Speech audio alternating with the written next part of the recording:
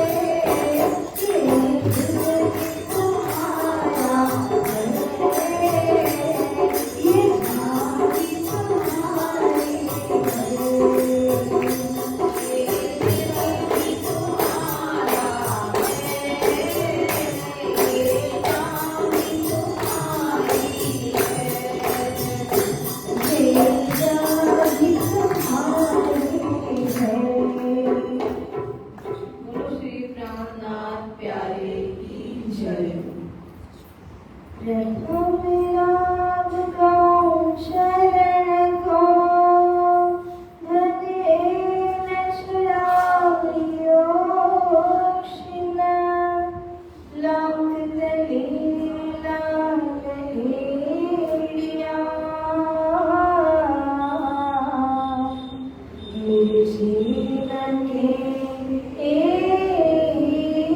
जीवना, मेरे जीवन के जीवना, इन पाँव तले पड़ी रहूं, धनी नजर खोलो अपना, बदला वालों निरखो नेत्रे, मेरे जीवन के जीवना, मेरे जीवन के जीवना। बोल विश्व सदगुरु महाराज की जय। पूर्ण ब्रह्म परमात्मा अक्षरातीत श्री नाशमा जी सिंहासनासीन होकर के हम आप सभी को दर्शन दे रहे हैं। इनके पावन श्री चरणों को स्मरण कर समर्पित होते हुए अखंड दंडवत प्रेम प्रणाम के साथ परम पूज्य परम वंदनीय प्राप्त स्मरणीय प्रभु गुरु जी श्री श्री दीनदयाल जी महाराज श्री के पावन चरणों में अखंड कोटि कोटि प्रेम प्रणाम के साथ उपस्थित मंदिर के अंदर श्रवण कर रहे आप सभी धर्म प्राण लाडले सुंदर साथ जी, मंदिर के ट्रस्टीजन पुजारी महाराज जी, सर्व भक्तिमती माताएं बहनें भाई एवं ऑनलाइन माध्यमों से जुड़ रहे देश विदेश के प्राणधार सुंदर साथ जी, आप सभी को रचिता सखी का कोटि कोटि विनम्र प्रेम प्रणाम। आइए सुंदर साथ जी पूजा जी से निवेदन करते हैं आज की मजल का शुभारंभ करिए।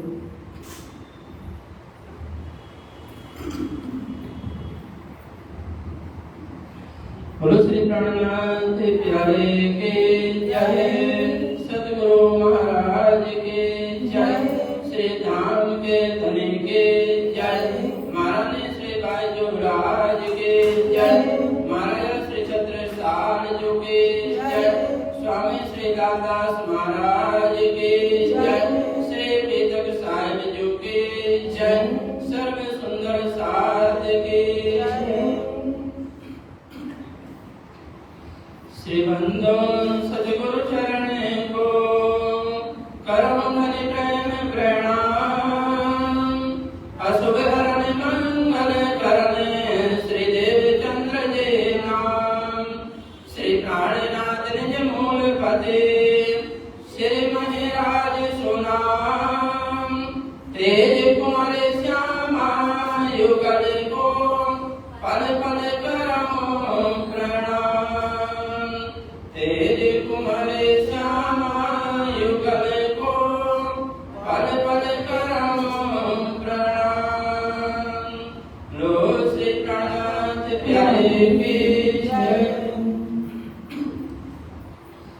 शरचप्रंग होते सुनो साध जे चित्त दे, भजो राज श्यामा जे प्राणनाथ, सखी जीवन हमारा ये है, श्री मोहम्मद का ये साथ ये हुआ चर्चा का बखत, अब तुम सुनियो चित्त दे, लाल आगे आए बैठे ने तखत, लाल आगे आए बैठे ने तखत, लो श्री प्राणनाथ प्यारे की जय। श्री मोहम्मद का ये साथ जे, यह श्री देवचंद्र जी के बेटा के आगे खोज करेंगे, सोच बातें मुझ रखे, सोच बातें मुझ रखे।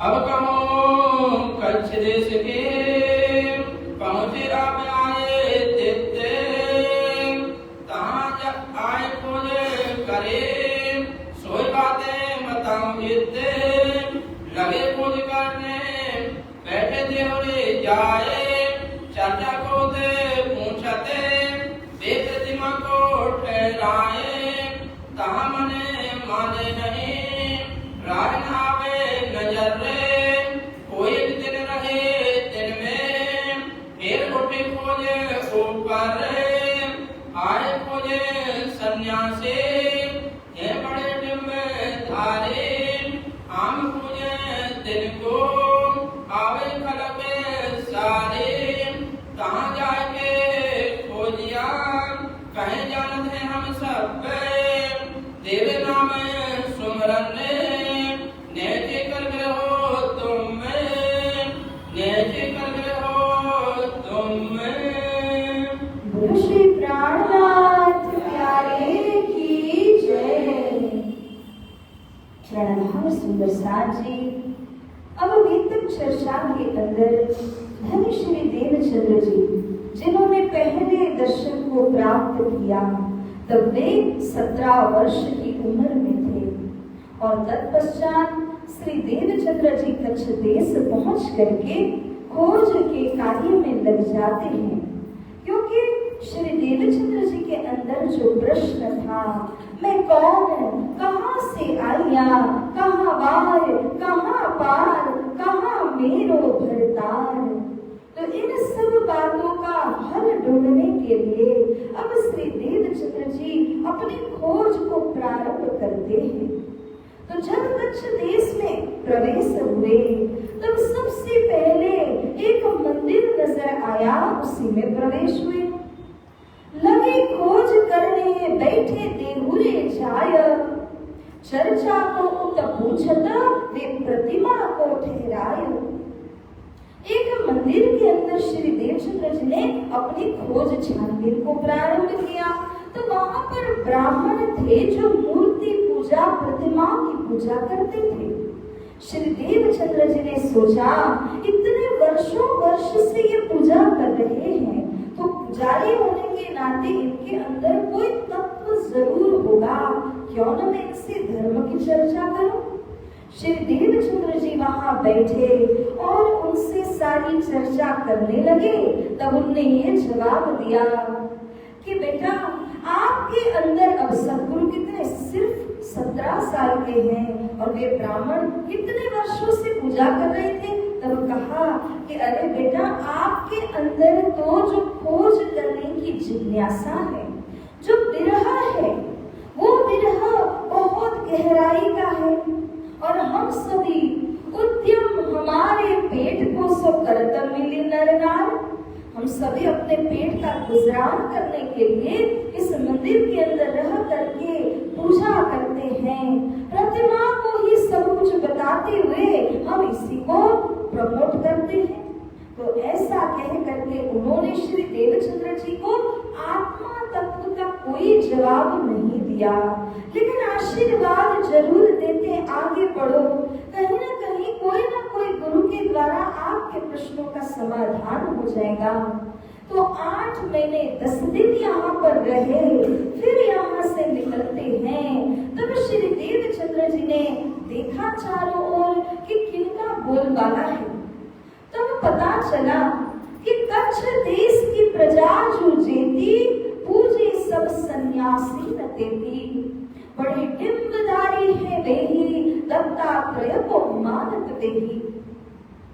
पता चलता है श्री देवचंद्र जी को कि वहां पर एक डिम्बधारी सन्यासी है। डिम्बधारी यानी बहुत वेशभूषा रखने वाले, लंबी दाढ़ी और पूरे साधु संत का जो वेश धारण करके कई माला अपने गले में लगा करके जो सन्यासी बाबा रहते हैं, इनके बारे में पता चला और सारे कच्छ देश के जो लोग थे वो मानते थे। तो श्री देवचंद्र जी ने सोचा कि जब इतने लोग उनको मानते हैं तो जरूर उनमें कोई तत्व होगा, इसीलिए तो मानते हैं, मैं भी जाऊं, मैं भी प्रश्न करूंगा। जब वहां गए तो देखा कि वे तो दत्तात्रेय भगवान जो भगवान विष्णु के अवतार हैं उनको मानते हैं, भागवत की चर्चा भी करते हैं।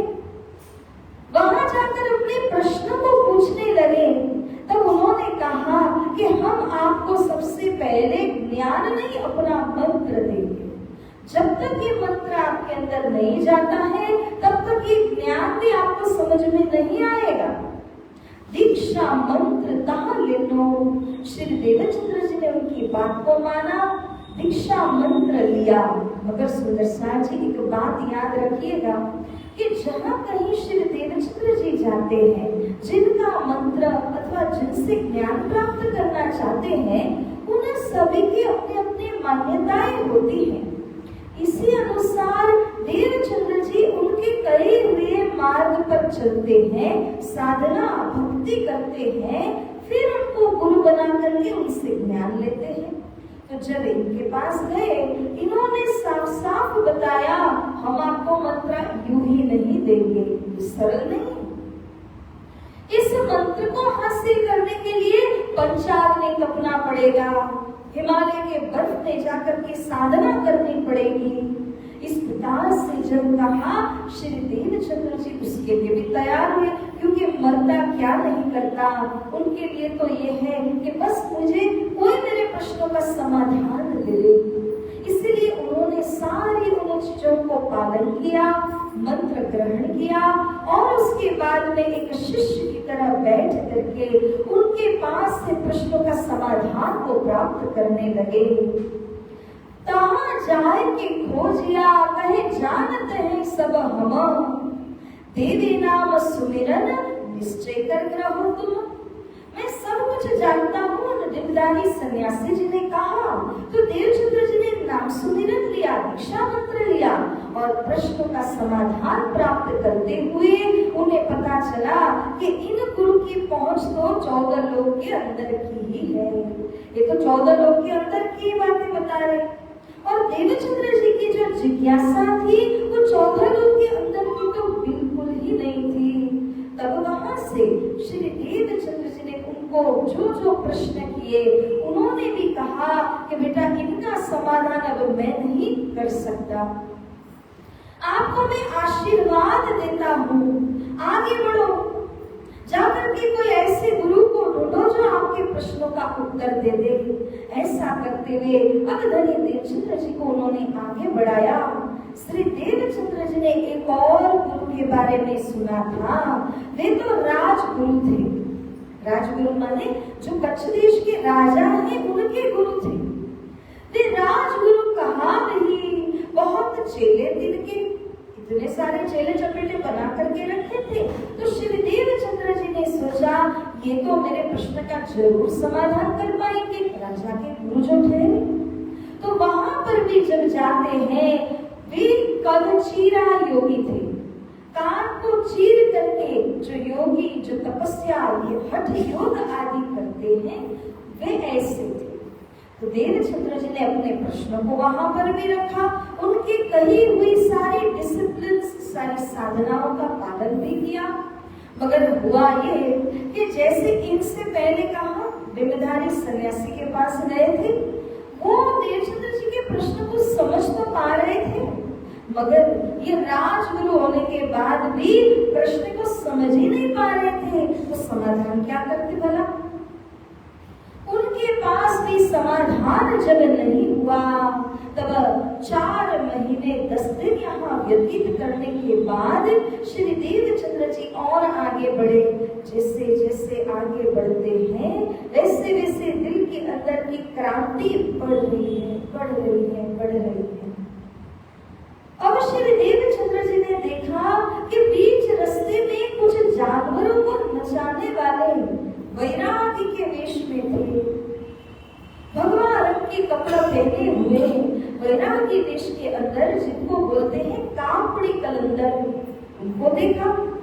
देवचंद्र जी सोचते हैं कि जब ये पशुओं को नचा सकते हैं तो जरूर इनमें कोई शक्तियां होंगी, वो पशु तो क्या जाने, उसको भी नचाते हैं ये लोग। तो श्री देवचंद्र जी ने उनका सानिध्य प्राप्त किया, मगर क्या देखते हैं, फिर वैरागी कापड़ी में रहे कोई दिन 5 दिन रहे, वस्तु न देखी दिन में पर इंद्रिय वश मन। वैरागियों को देखा, दिन की लीला कुछ और, रात की लीला कुछ और, देखा कि ये तो मन और इंद्रियों के वशीभूत है। तो कैसे इनके पास पास परमात्मा तत्व हो सकता है? नहीं हो सकता। तुरंत देवचंद्र जी ने वो स्थान परित्याग किया। 5 दिन में जैसे हकीकत पता चली, वहां से निकल गए श्री देवचंद्र जी। हिंगलाज देवी कही उन दिन को नाहे, धर्म अर्थ और कामना मोक्ष कही तामाही। यहाँ से अब हिंगलाज देवी के मंदिर में जाते हैं। वहां की जो सेवा करने वाले पुजारी थे, उन्होंने बताया इन देवी को सर्वश्रेष्ठ मान लो, क्योंकि धर्म अर्थ काम और मोक्ष चारों यही प्रदान करती है। ऐसा कहते हुए अपने मंदिर के अंदर श्री देवचंद्र जी को बैठने का स्थान दिया और कहते आपके सारे काम सिद्ध हो जाएंगे यहाँ पर। मगर जब चर्चा होने लगी तब देवचंद्र जी ने पाया इनमें भी वो ज्ञान नहीं है।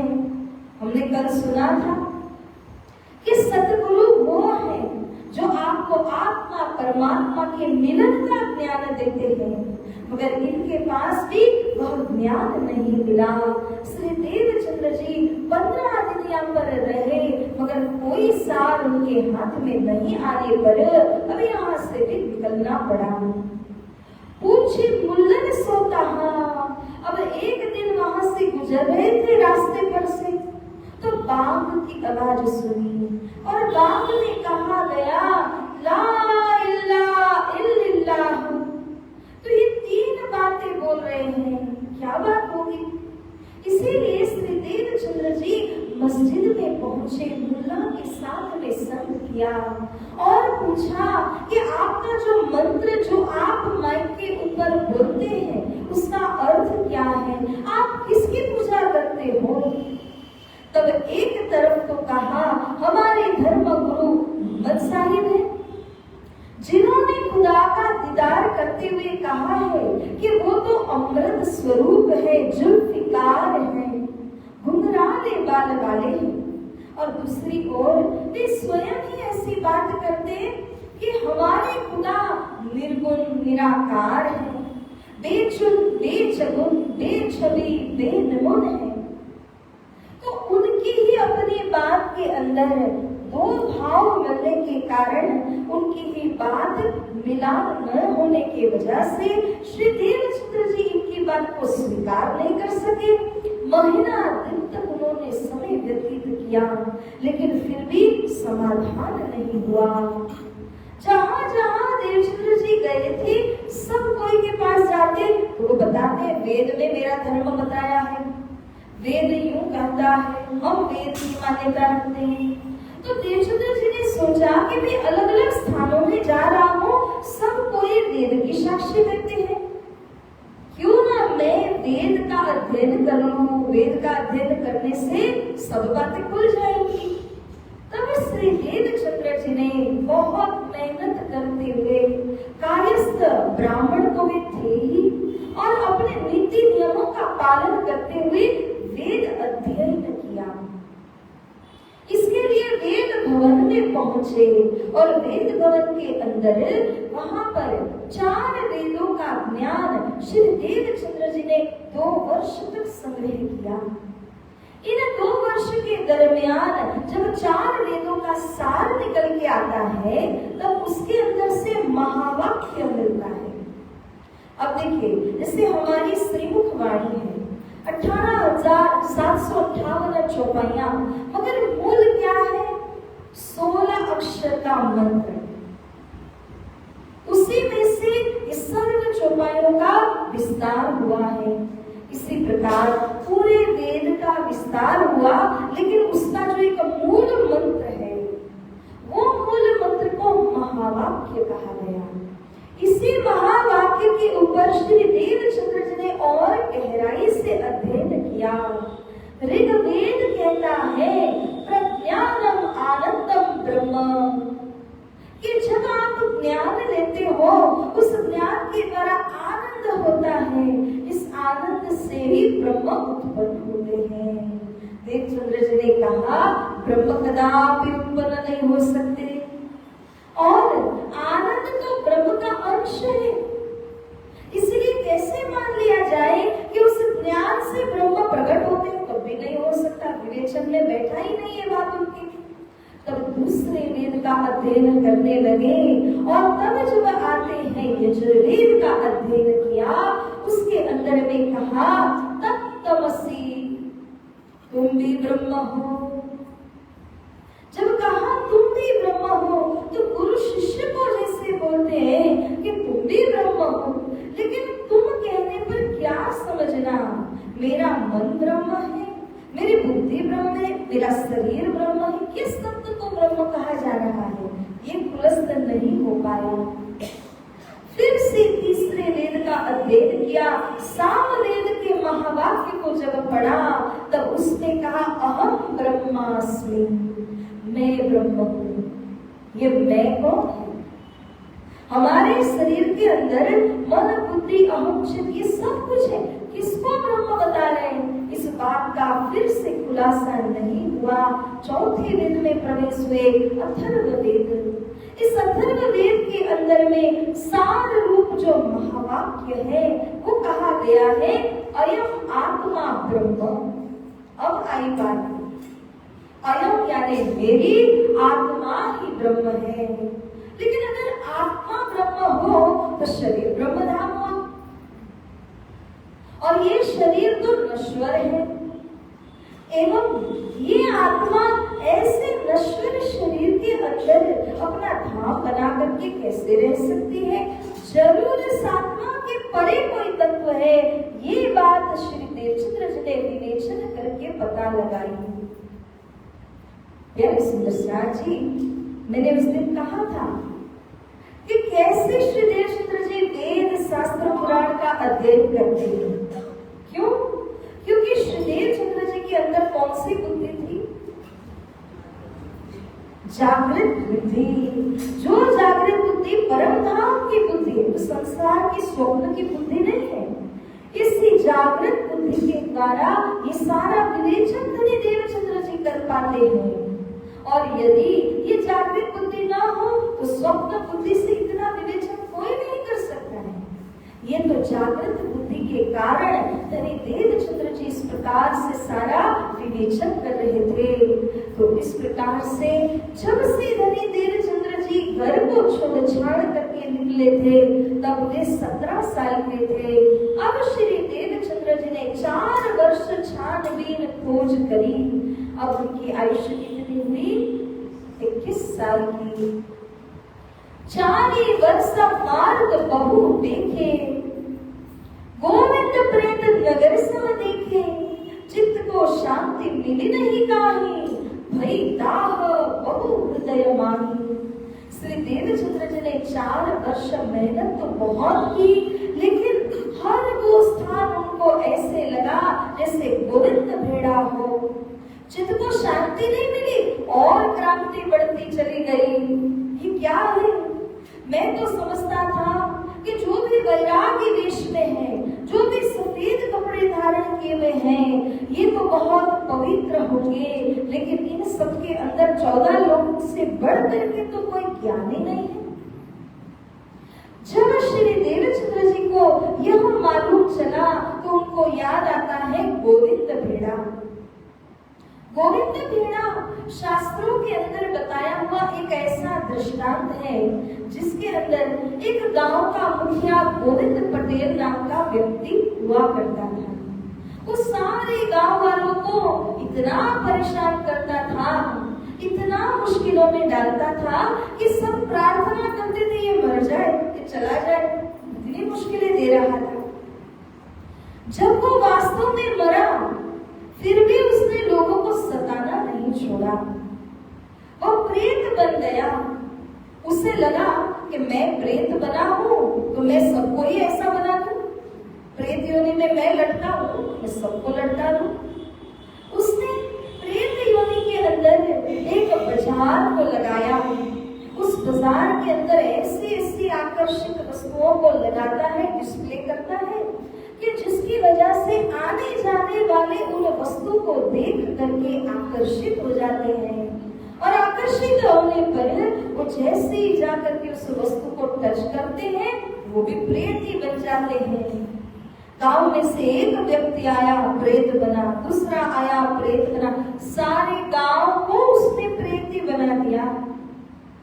इसी को कहते हैं भेड़ा माने जमात। गोविंद की जो जमात थी, जो प्रेतों की नगरी थी, श्री दीनचंद्र जी ने देखा कि इतने पवित्र भगवा वस्त्र पहनने वाले जब ऐसा कर सकते, जब ऐसा कुकृत्य कर सकते हैं, तो इनको ही श्री देवचंद्र जी ने गोविंद भेड़ा की तरह झूठा देखा, प्रेत के समान देखा। और अब तो दिल में ऐसी क्रांति चल उठी, कहाँ जाऊं, किससे प्रश्न पूछूं। 4 वर्ष लो खोज बहु किन्नी देश विदेश, मधु मेता भटकी करी यति चित्त भयो कलेश। यहाँ देवचंद्र जी की ये हालत है, मधु मेता की भी वही हालत है। मधु मेता 4 साल से ढूंढ रहे, मेरे पुत्र कहाँ गए, जीवित है कि नहीं है वो भी नहीं पता। एक चिट्ठी तक नहीं आई है देवचंद्र जी की 4 वर्षों के दरमियान, कहाँ गए होंगे। माता को संभालना मुश्किल है। माँ को पता चल जाए कि देवचंद्र जी का पता नहीं है तो वो तो बेचारी जिएगी नहीं, एक लौते पुत्र है। पिताजी ने क्यों ही करके इस बात को छिपा लिया था कि देवचंद्र जी हरिदास जी के पास में है, ऐसा कह करके माता को शांत रखा था, नहीं तो माता तो जी नहीं पाती। मगर वे भी ढूंढ रहे थे कि देवचंद्र जी आखिर कहाँ गए। तो हर साल जब उनका अपने गुरुदेव के पास जाना आना होता था, तो वहां पर जाकर के पूछते थे कि हे गुरुदेव, क्या आपके पास देवचंद्र जी आए हैं क्या। हरिदास जी कहते थे, नहीं मधु मेहता जी, अब तक तो नहीं आए, आएंगे तो तुरंत मैं खबर भिजवाऊंगा। ऐसा कहते हुए 4 साल व्यतीत हुए। अब श्री देवचंद्र जी के मन में आया कि मैं कच्छ देश से खोज कर रहा हूँ, मगर मेरे पिताजी के गुरु हरिदास जी महाराज भूज नगर में हैं, और मैं जाकर के भूज नगर में उनसे मिलूंगा, क्योंकि बचपन की यादें ताजा हो जाती है। जब पिताजी के ऊपर, कंधे के ऊपर बैठ करके देवचंद्र जी आया जाया करते थे, गुरु जी के दर्शन हुआ करते थे, उस समय भी देवचंद्र जी को लगा था कि मैं इनके चरणों में रह जाऊं, कहीं न जाऊं। मगर गुरु जी ने समझाया, बेटा आप भी बहुत छोटे हो, और पिता के कंधे पर चढ़ा के वो लाए होंगे तो कितने छोटे होंगे देवचंद्र जी।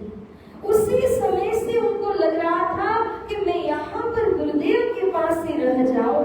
मगर गुरुदेव उनको समझाते हुए वापस भेजते थे कि वापस चले जाइए, क्योंकि अगर आपने माता पिता को दुखी किया, चाहे आप जितना ही धर्म क्यों न कर लो, लेकिन आपका धर्म सार्थक नहीं होगा।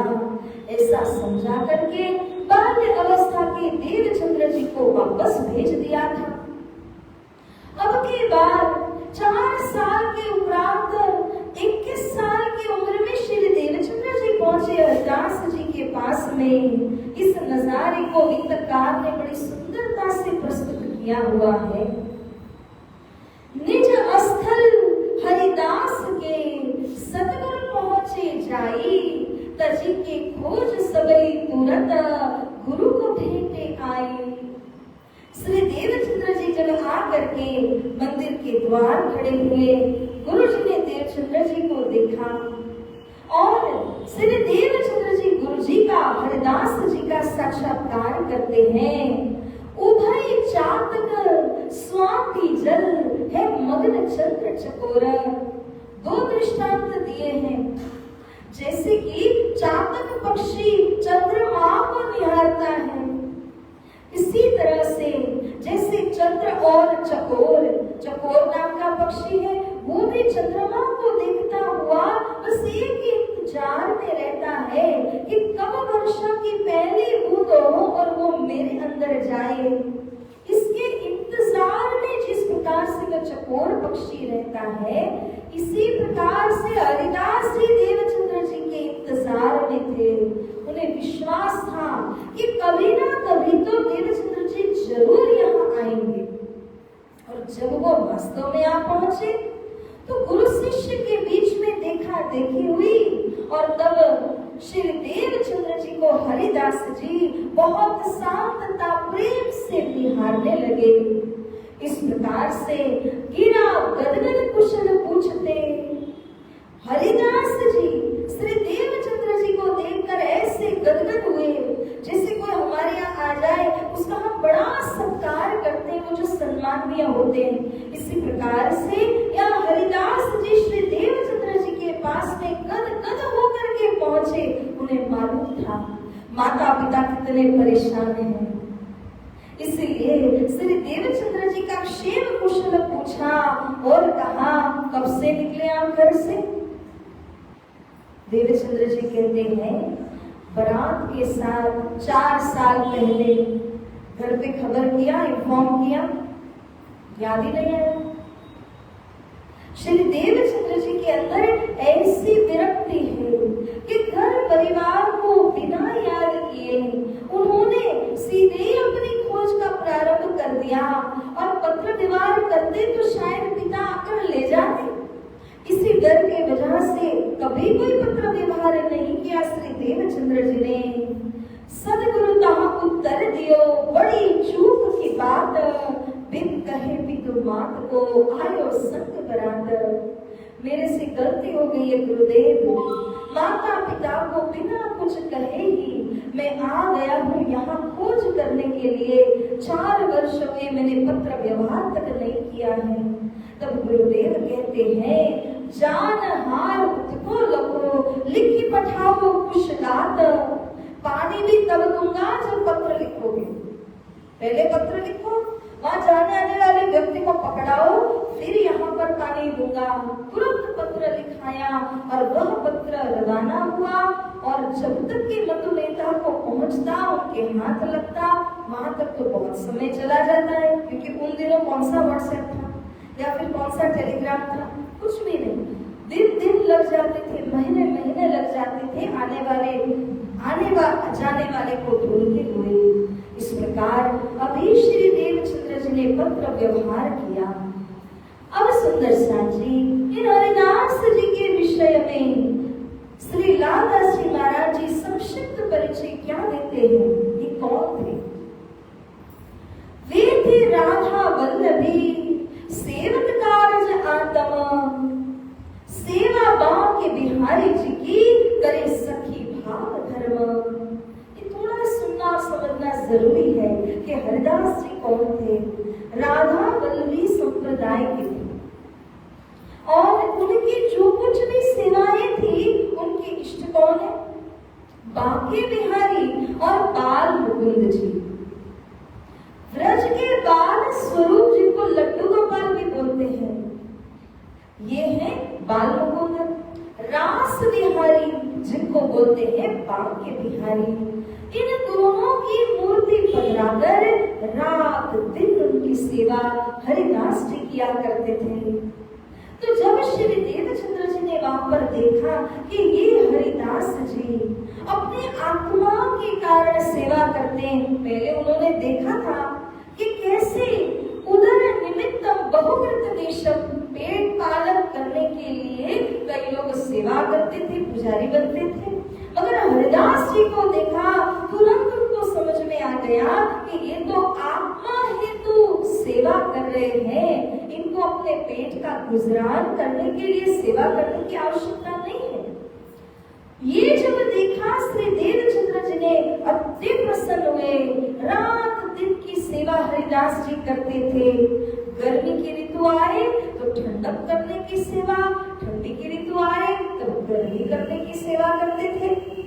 ऋतु अनुसार वागा वस्त्र बनाना पहनाना, ऋतु अनुसार भोजन आदि को तैयार करना एवं जल स्वयं भरना, बर्तन स्वयं मांजना एवं मंदिर की साफ सुफ सब कुछ करना, ये सब हरिदास जी स्वयं किया करते थे।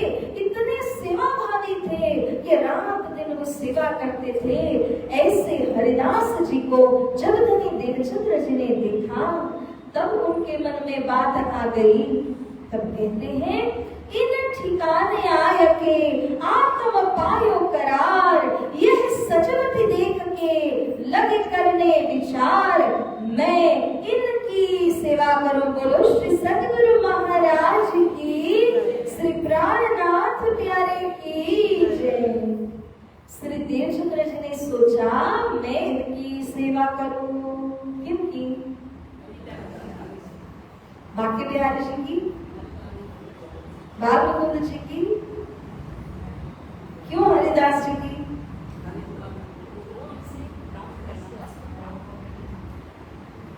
सुंदरसान जी, जैसा कोई भी व्यक्ति साधनशील होता है और उसके अंदर परमात्मा की शक्तियां आती हैं, अगर हम उनके चरणों में आ जाएं तो वो शक्तियां हमें भी आती हैं। तो जिस व्यक्ति ने साधना की हुई है, ऐसे गुरु के चरणों को पकड़ लेने से हमारा उद्धार ऑटोमेटिक हो जाता है। उन्होंने जो साधनाएं की, उन्होंने जो तपस्या की, हो सकता है हम वो न कर पाए, लेकिन हम इतना तो कर ही सकते हैं कि उनके चरण पकड़ लिए तो आपका काम हो गया। तो इसी प्रकार से देवचंद्र जी ने सोचा कि अब मैं हरिदास जी की सेवा करूंगा। उनके हृदय के अंदर परमात्मा की जो भी शक्तियां हैं, उन शक्तियों को प्राप्त करने के लिए मैं इनकी सेवा में तत्पर रहूंगा। अब आत्मा में करार हुआ, शांति हुई, कम से कम रास्ता तो मिला। अब तक तो रास्ता ही नहीं मिल रहा था। इस प्रकार से अब दूसरी ओर मधु मेहता जी का वर्णन हो रहा है। पापी सुनता ही डरी मेहता करियो प्रयाण, दिन 5वें भूज नगर सुत भीग पहुंचे आन। वहां मधु मेहता जी को जैसे ही पत्री मिलती है देवचंद्र जी की, गद गद हुई, अरे मेरा पुत्र जीवित है। सबसे पहले तो बात तो यही हो गई कि सूचना तो आई, और ये पत्र मिलते ही अपने आप को रोक न सके। 4 दिन और 5 रात्रि वाला सफर तय करके मधु मेहता वहां से चल देते हैं और तुरंत यहाँ भुज नगर आ पहुंचे। सूत यानी पुत्र के ठीक यानी पास में आ पहुंचे। तो जब यहाँ आते हैं, देवचंद्र जी को गले लगाने के लिए बाह खोली, कही पुत्र भरी नैन, आओ देवचंद्र जी, कितने समय से मैंने आपको नहीं देखा। गले लगाने गए, देवचंद्र जी तो 9-11 हो गए। तभी तो कहते हैं श्री देवचंद्र जी माया के क्यों नजीक न जाए, उनको ये गमे नहीं बड़ो दुख पहुंचाए। श्री देवचंद्र जी क्यों भाग गए? उन्हें पता था कि ये मुझे यहाँ से ले जाएंगे, यहाँ रहने नहीं देंगे। तुरंत निकल गए, मैं गले लगूंगा, ये मुझे फुसलाएंगे और फुसला करके वापस जाने की बात करेंगे। और देवचंद्र जी के दिल में विरह है, गुरु सेवा के भाव हैं, उन्हें तो यहाँ से जाना नहीं था। नसीहत जो कहने अति सो कह थके सब, ये क्यों है माने नहीं, बेजार हुए तब। बहुत समझाया, नसीहत देने लगे देवचंद्र जी को। देवचंद्र जी पिता के साथ में तो मिले ही नहीं, मगर औरों के द्वारा कहलवाया, बेटा मान जाओ, माँ परेशान है, घर चलो। परंतु एक नहीं सुनी देवचंद्र जी ने। अब मधु मेहता बेजार परेशान हो गए, दुखी हो गए। परमात्मा ने दिया और देकर ऐसा क्यों दिया? तब गुरु जी के पास जाते, हे गुरुदेव हरिदास जी, कुछ उपाय बता दीजिए ना महाराज। एक का एक लड़का है, वो भी साथ नहीं रहता, माँ परेशान है, 4 वर्ष से घर से गायब था, अब जाके मिला है।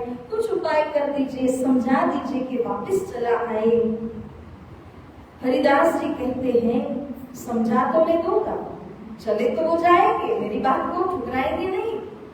लेकिन अब की बार 4 साल में मिले हैं, फिर दोबारा मिले ना मिले, क्योंकि मैं एक बार कहूंगा शायद वो चले गए, लेकिन वापस उनके मन में अगर ये विरह तो है ही, और उसकी वजह से घर छोड़ दिया, वापस नहीं आए, तो क्या करोगे आप? तब हरिदास जी के चरणों में गिर करके मधु मेहता ने कहा, गुरुजी कुछ उपाय बताइए, क्या करूं? तो हरिदास जी समझाते हैं, देखो मैं एक ही रास्ता देखता हूँ कि आप दोनों माता पिता भी यहीं आ जाइए।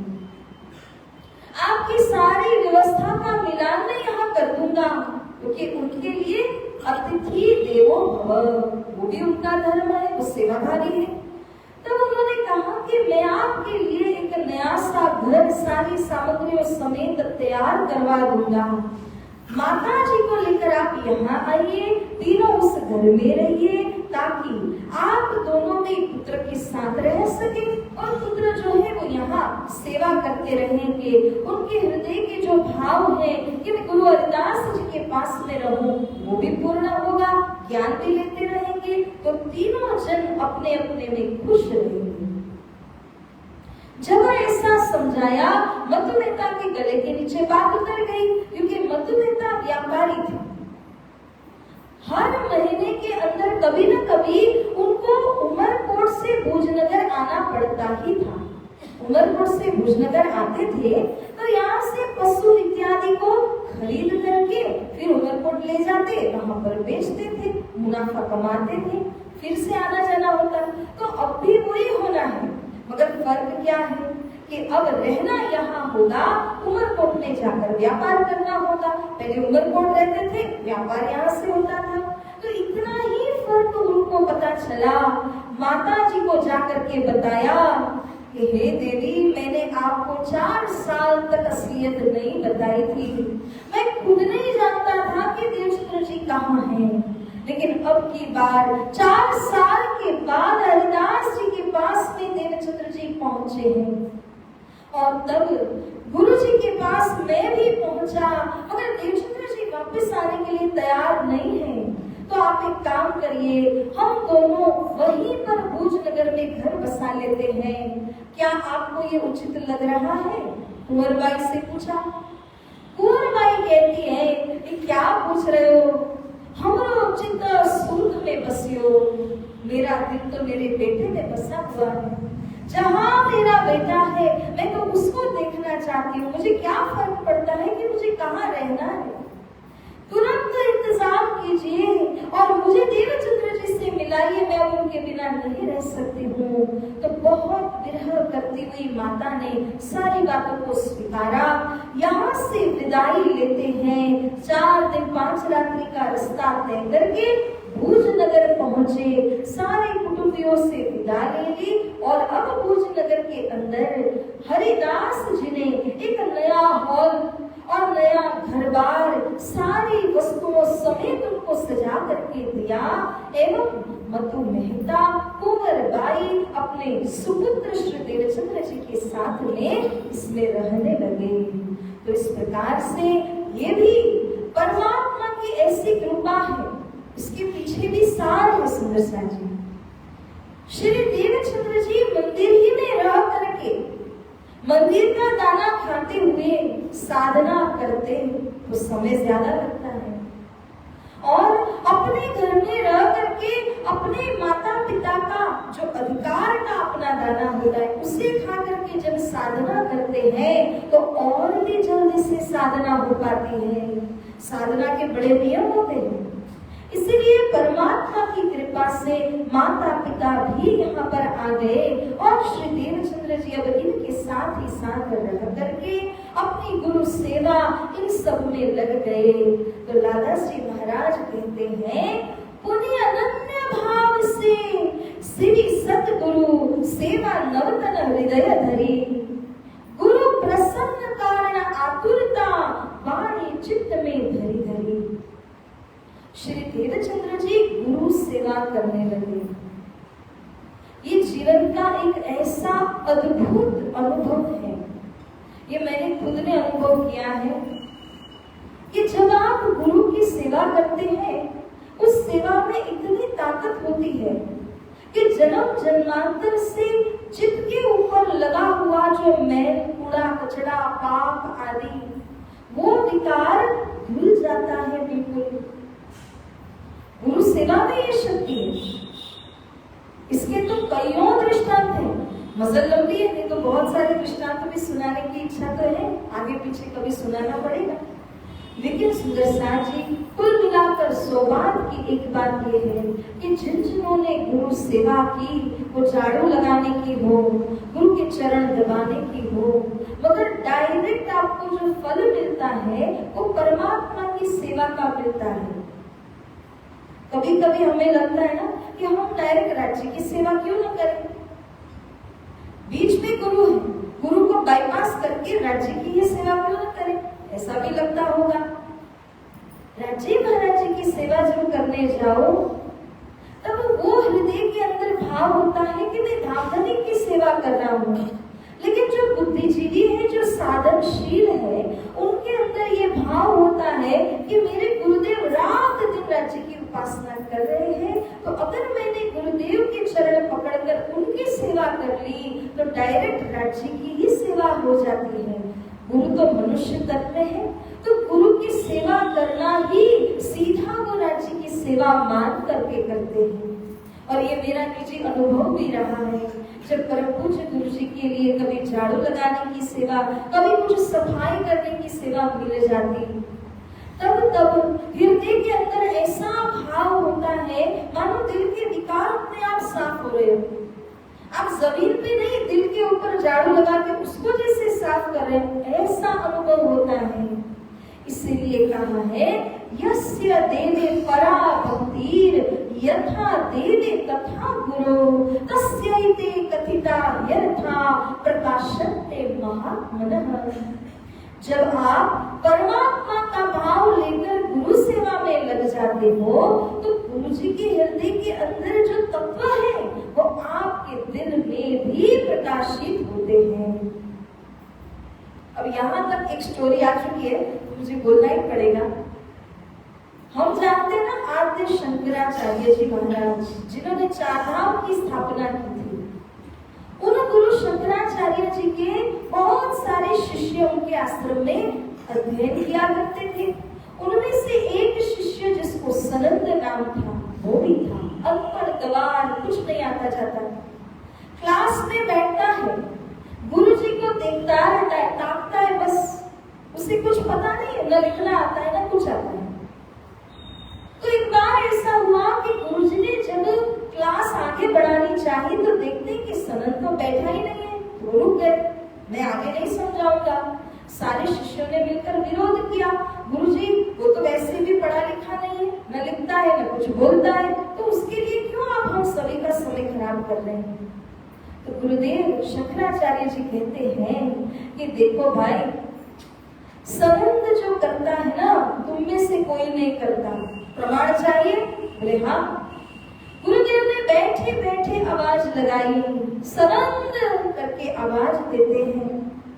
वो सनंद अपने गुरुजी की सेवा में कपड़े धोने के लिए नदी किनारे दूसरे किनार पर गया हुआ था। आवाज सुनने में आई, गुरुजी ने मुझे पुकारा है।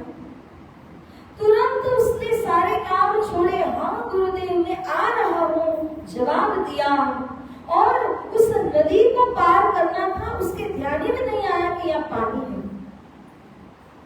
तुरंत वो वहां से दौड़ पड़ा गुरुजी के पास में पहुंचने के लिए। जहां कहीं उसके पैर पड़े वो तो पानी था क्योंकि नदी पार करके गया, लेकिन वहां पद्म कमल खिल गए और उसने नदी को पार कर दूसरे किनारे पहुंचा। दौड़ते हुए गुरुजी के चरणों में जाकर सीधा दंडवत प्रणाम किया, गुरुजी क्या काम है, क्यों याद किया। जैसे ही करता है तो गुरुजी उसको आशीर्वाद देते हैं। जैसे ही हाथ बढ़ा, उसके भाव देखो, और गुरुजी ने उसके अंदर जो भाव देखा उस भाव को भी देखो। सनंद का भाव और गुरुजी का उसके प्रति का भाव, दोनों भाव को देखो। गुरुदेव ने जैसे हाथ बढ़ाकर आशीर्वाद दिया, गुरुदेव के हृदय के अंदर वेद पुराणों की जो आटी गुटी सुलझी हुई थी, मार्मिक वेद जानते थे, तब तो ज्ञान उनके अंदर था। वो तभी एक आशीर्वाद से सनंद के अंदर प्रवेश हुआ। गुरु श्री प्राणनाथ प्यारे की।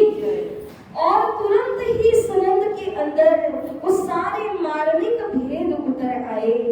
तब से लेकर अनपढ़ था, गवार था, मगर वो सारे भेद उसके दिल में खुले। कैसे? गुरु के आशीर्वाद से। उसने जो सेवा की उसके बल पर ही आशीर्वाद उसने पाया, दिल की पवित्रता के कारण उसने पाया।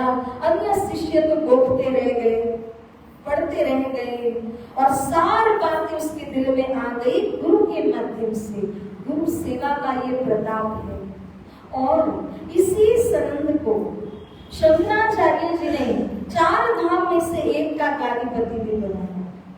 अब कैसे अहोभाग्य उनके रहे कि अनपढ़ गवार होने के बाद में भी उसको पद्मपाद नाम दिया गया। उसने जहां पैर रखे थे पद्म खिले थे, कमल खिले थे, तो उनको एक नया नाम दिया पद्मपाद।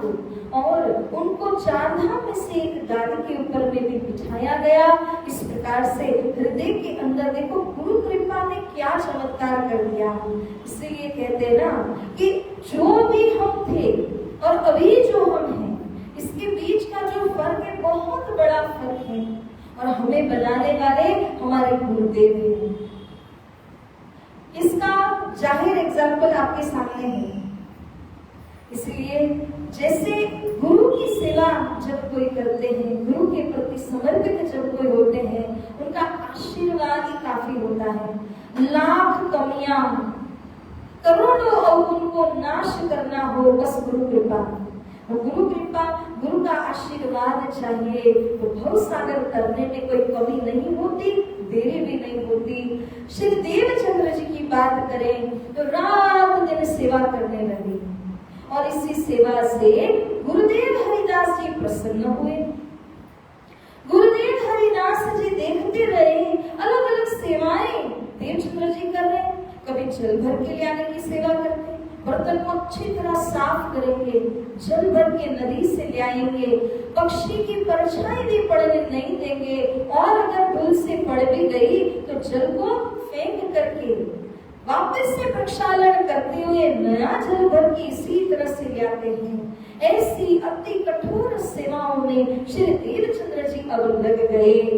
इस प्रकार से जल की सेवा कर रहे थे तो हरिदास जी को पता चला। तुरंत उन्होंने देवचंद्र जी से कहा कि देखो बालक, आप जो सेवा कर रहे हो उसे करने के लिए मेरे पास और भी शिष्य हैं। आप एक काम करिए, आप ज्ञान संग्रह करने की सेवा करिए, ये अच्छा रहेगा। श्री देवचंद्र जी कहते हैं, हे गुरुजी, जो आपकी आज्ञा सिरोधार्य है मुझे, बस सेवा छोड़ दी, मगर शांत नहीं रहे। अब जो दूसरी सेवा है, झाड़ू लगाने की सेवा पकड़ ली। जहां जहां गुरुजी प्रांगण में फिरते वहां वहां झाड़ू लगाते, एक कंकड़ उनके चरण में न चुभने पाए।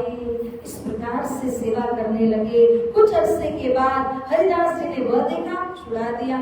फिर नई सेवा पकड़ ली, बर्तन मारना, साफ करना, लगाना, इतना अच्छे से करते थे।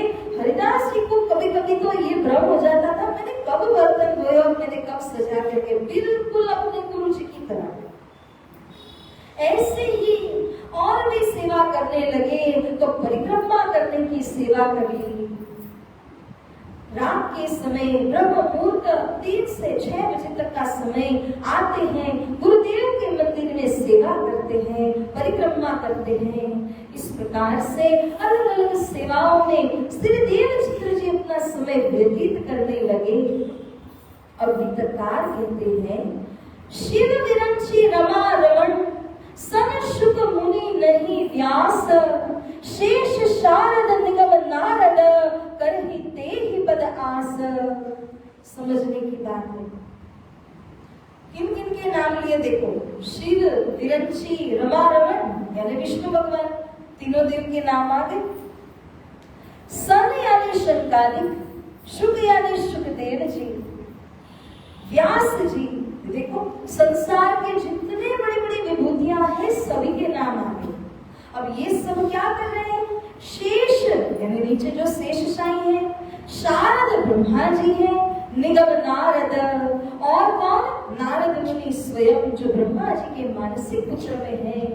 करहि तेहि पद आस, किस पद की आशा कर रहे हैं ये सभी? हाँ जी, परम धाम की, मोक्ष पद की। ये सबको क्या चाहिए? संसार से मोक्ष चाहिए। तो साथ जी, जो बड़े बड़े देव भी मोक्ष के लिए प्रयास कर रहे हैं, इसी प्रकार से यहाँ श्री देवचंद्र जी भी संसार सागर से तरण तारण कैसे हो जाए इसके लिए प्रयास कर रहे हैं। तो अब धनी श्री देवचंद्र जी भी इसी के लिए प्रयास करते हैं। अब देवचंद्र जी की उम्र 51 21 साल के ऊपर हो गए 7 महीने। ऐसे समय में अब उनके गुरु हरिदास जी ने देखा ये तो बड़े काबिल शिष्य हैं, बड़े सेवाभावी भी हैं, इनको मुझे मंत्र देना ही पड़ेगा, नहीं तो गुरु को दोष लगेगा। पात्रता हो, आप उनको वस्तु न दें, मंत्र न दें, तो गुरु को भी दोष लगता है। इसीलिए हरिदास जी ने उन्हें कहा कि देखो देवचंद्र जी, मैं आपको नाम सुमिरन देना चाहता हूँ। ठीक है गुरुदेव, क्या करना होगा मुझे?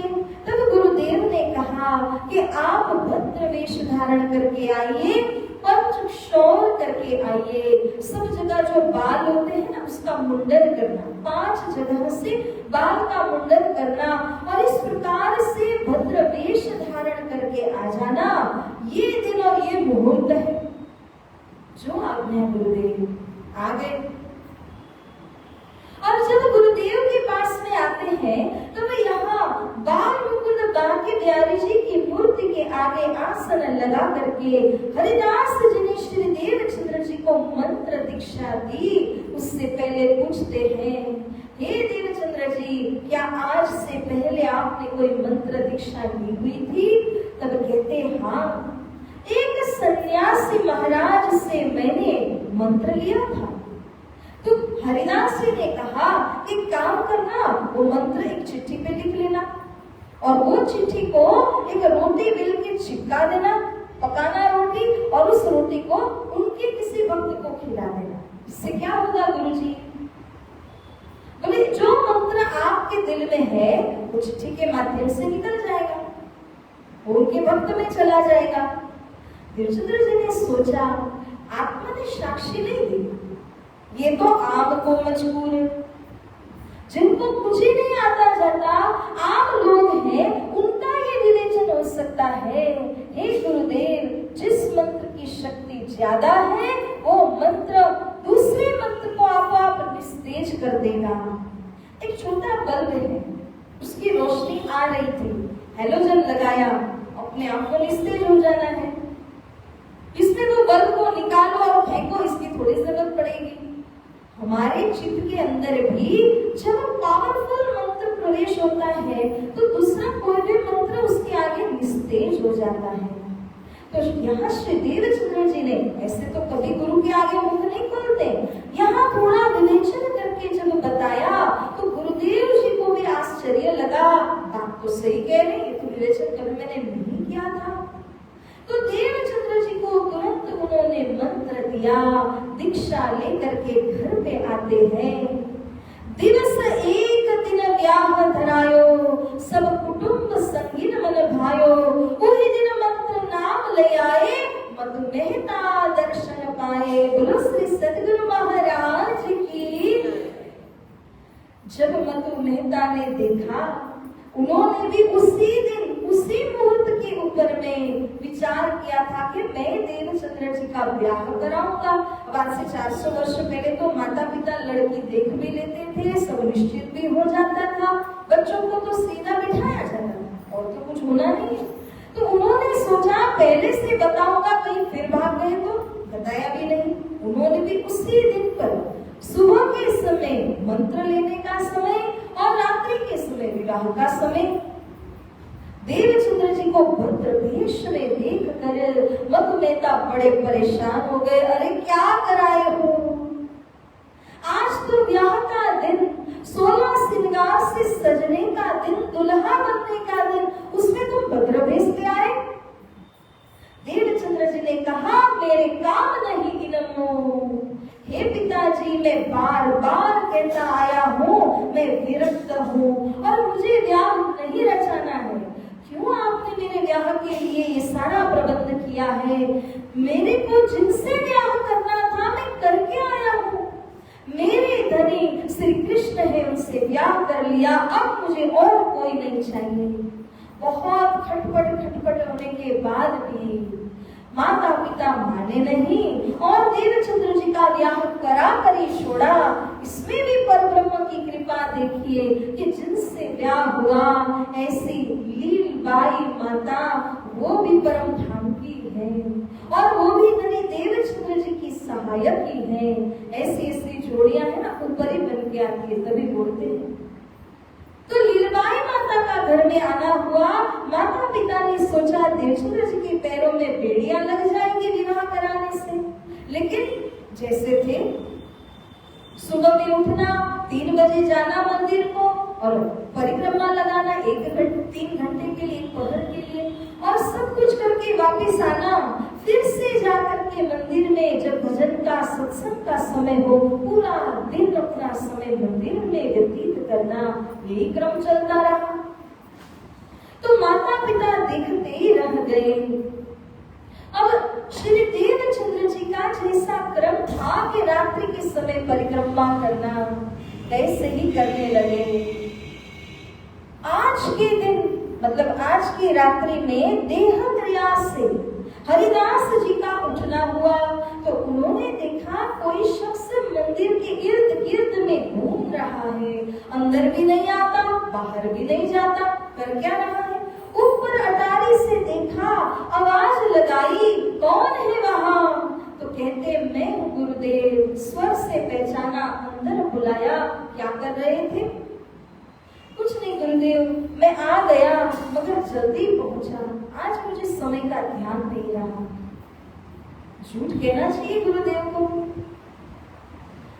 लाला श्री महाराज यहाँ कहते हैं कि जब आप अपनी आत्मा की साधना कर रहे हो, आत्म साधना के विषय चाहे गुरुदेव से भी यदि झूठ कहना पड़े, और किसी विषय में नहीं बोलना, उनसे झूठ कहना परमात्मा से झूठ कहने के बराबर होगा।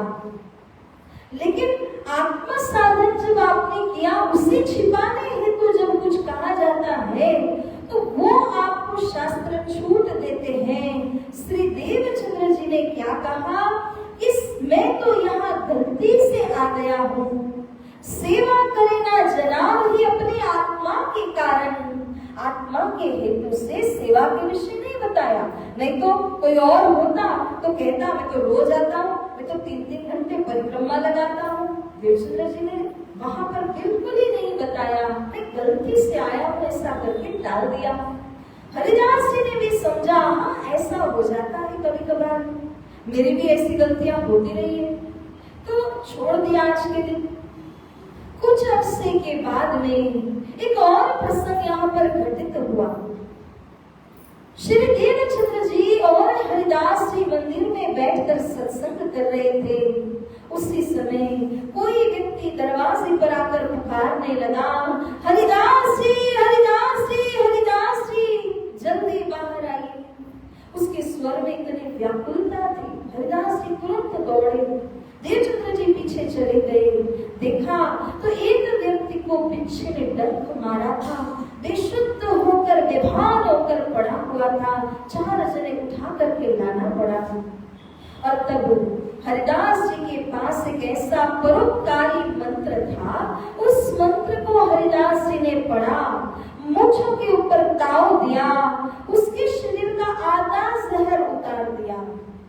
फिर से ऐसा करते हुए मूंछों के ऊपर ताव दिया, तब दूसरा आधा जो जहर था उसे भी उतार दिया। तीसरी बार मंत्र पढ़ते ही वो व्यक्ति खड़ा हो गया। उस बिच्छी का डंक मारा हुआ जहर शरीर में व्यापक था, लेकिन हरिदास जी के उस मंत्र ने ऐसा काम किया कि जिस मंत्र की वजह से उसके प्राण बच गए, वो खड़ा हो गया। 4 जने उसके साथ में थे, वो सब मिलकर के हरिदास जी की जयकार करने लगे, धन्य है गुरुदेव, आपने इसको बचा लिया। हरिदास जी इन सब की प्रशंसा को सुन करके देवचंद्र जी से कहते हैं, देवचंद्र जी बड़ा परोपकारी मंत्र है, आप भी ले लीजिए। कभी ऐसा हुआ कि कोई कारण से मैं नहीं हूँ, मैं देरी से आ पहुंचा, किसी के प्राण बच जाएंगे। तब गुरुदेव को श्री देवचंद्र जी कहते हैं कि हे गुरु जी, आपने मुझे उस दिन मंत्र दिया था, उस मंत्र के अंदर आपने मुझे समझाया था कि ऐसा पावरफुल मंत्र है, ऐसा शक्तिशाली मंत्र है कि जन्म लेते वक्त और मरते समय जब लाखों बिच्छू का डंक आपको पीड़ा से ग्रस्त करता है, उस लाखों बिच्छू के डंक से बचाने वाला मंत्र मैं तुम्हें दे रहा हूं। जन्म मरण के चक्कर से आपको निकाल दे ऐसा मंत्र मैं आपको दे रहा हूं। हे गुरुदेव, जब ऐसा मंत्र पहले से मेरे रोम रोम के अंदर है तो ये एक बिच्छी का डंक उतारने वाला मंत्र शरीर के किस रोम के अंदर मैं रख सकता हूं? इसलिए हे गुरुजी, इस मंत्र को कहाँ रखूं? जो मंत्र आपने दिया है वो मंत्र तो इससे कई गुना सामर्थ्यवान है, उसी को मैं जपता हूँ, उसी की शक्तियां मेरे अंदर है। जब ये विवेचन सुना तो हरिदास जी समझ गए ये तो कोई मामूली नहीं है भाई, ये तो कोई ऐसी श्रेष्ठ आत्मा है कि जिनके विषय में क्या कहा जाए। परिचय हुआ। इस प्रकार से अब एक और बार रात्रि के समय देवचंद्र जी को पकड़ लिया रंगे हाथ परिक्रमा करते हुए। अब हरिदास जी को मालूम हुआ कि ये तो रोज आते परिक्रमा करते, मंदिर में तो मैं ही हूँ, बाल मुकुंद जी और बाकी बिहारी जी तो घोड़े हुए हैं और मैं भी हूँ, तो मेरी भी परिक्रमा हो जाती है। इस सेवा को मैं सहन नहीं कर सकता, ये तो कोई दिव्य आत्मा है। तब हरिदास जी ने सोचा कि अरे इन देवचंद्र जी को यहाँ आने और ये सेवा करने से रोकना पड़ेगा। कुल मिलाकर के हरिदास जी के मन में भाव आया कि मैं देवचंद्र जी के घर में बाल मुकुंद जी की मूर्ति को पधरा देता हूँ, वहीं रहेंगे, सेवा करेंगे रात दिन, मैं तो बच जाऊंगा। ऐसा सोच करके अब हरिदास जी ने देवचंद्र जी से कहा कि हे देवचंद्र जी, मैं आपके घर बाल मुकुंद जी की मूर्ति को पधरा देना चाहता हूँ। जो आज्ञा गुरुदेव। कभी गुरु की आज्ञा के विरुद्ध नहीं जाते हैं। घर में जाकर के सारी तैयारियां की, मंदिर को बनाना पड़ा, रूम को सजाना पड़ा, सेवा की सामग्रियां बटोरनी पड़ी, सब कुछ तैयार कर दिया। यहाँ हरिदास जी ने दिन और मुहूर्त निश्चित कर लिया। इस दिन इस मुहूर्त के ऊपर मैं देवचंद्र जी की या बाल मुकुंद की मूर्ति को पधरा दूंगा। सब कुछ तैयार है। आज मूर्ति पधराने का दिन आ गया और रातों रात बाल मुकुंद जी अंतर ध्यान हो गए। उनकी मूर्ति पूजा के रूम में मिली ही नहीं। हरिदास जी इतने परेशान हो गए, ये क्या हुआ? रात को बुढ़ाया था, तब तक तो थे, मैंने ही वहां पर लॉक एंड की कर दिया, चाबियां भी मेरे ही पास है, और तो कोई आया न गया। सुबह खोल के देखता हूँ तो बाल मुकुंद जी है ही नहीं। क्या हुआ? घर के सभी लोगों से पूछा, क्या आपने देखा? क्या कोई आया गया? सब कहते आप ही ने बंद किया, आप ही ने खोला, कोई गया ही नहीं, कोई आया ही नहीं। तो कैसे बाल मुकुंद जी अंतर ध्यान हुए? इस बात को वो समझ नहीं पाए। पूरा दिन ऐसे कैसे गुजरा, यहाँ ढूंढा, वहां ढूंढा, सब कुछ करके देखा, बाल मुकुंद कहीं मिले नहीं। इस प्रकार से हरिदास जी ने अब प्रण ले लिया, बाल मुकुंद नहीं मिलेंगे तो मैं अन्न जल ग्रहण नहीं करूंगा। उनकी पत्नी ने देखा मेरे पतिदेव ने ऐसा प्रण लिया है तो उन्होंने भी प्रण ले लिया। बड़े पुत्र नाम वृंदावन, उन्होंने देखा माता पिता ने ऐसा प्रण लिया है, उन्होंने भी ले लिया। देवचंद्र जी उस समय आप पहुंचे तो देवचंद्र जी ने देखा मेरे गुरुदेव अन्न जल ग्रहण नहीं करेंगे, परेशान है इस वजह से, मैं कैसे प्रसाद ले सकता हूँ। उन्होंने भी प्रण ले लिया, गुरुदेव जब तक अन्न जल नहीं लेते मैं भी नहीं लूंगा। 4 जने हो गए। अब इस तरह पूरा दिन गुजरा।